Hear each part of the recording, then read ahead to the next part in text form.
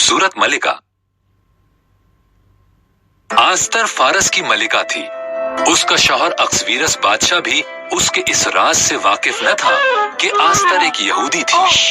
उसका एक चचाजाद भाई मर्दकी महल में काम करता और उसका ख्याल रखता था।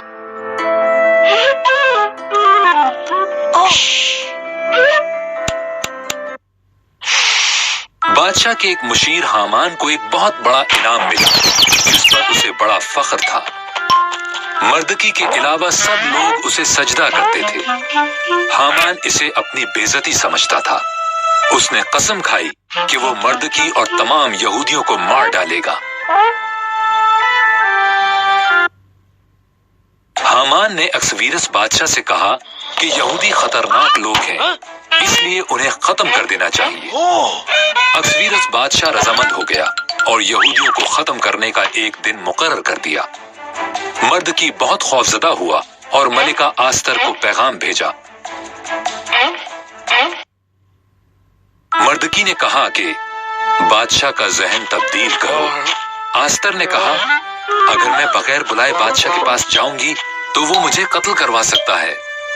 मर्दकी ने कहा, शायद इसी दिन के लिए ही तुम्हें मलिका बनाया गया था।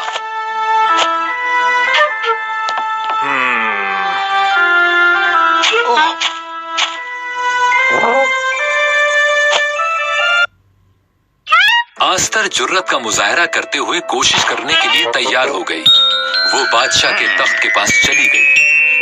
अक्सवीरस बादशाह उसके हुस्न से मुतासिर हुआ और उसे अंदर आने की दावत दी। उसने पूछा कि क्या हम हामान के साथ शाम का खाना खा सकते हैं।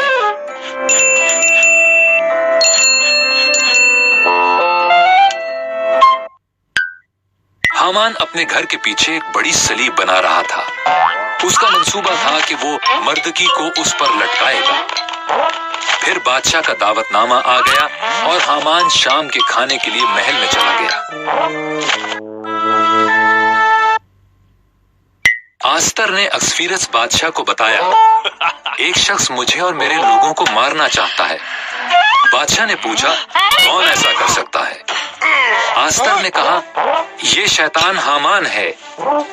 हामान, पहरेदारों, इस शख्स को खत्म कर दो।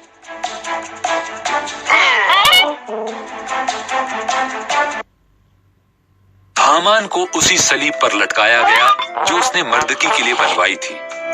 आस्तर की वजह से यहूदी बच गए।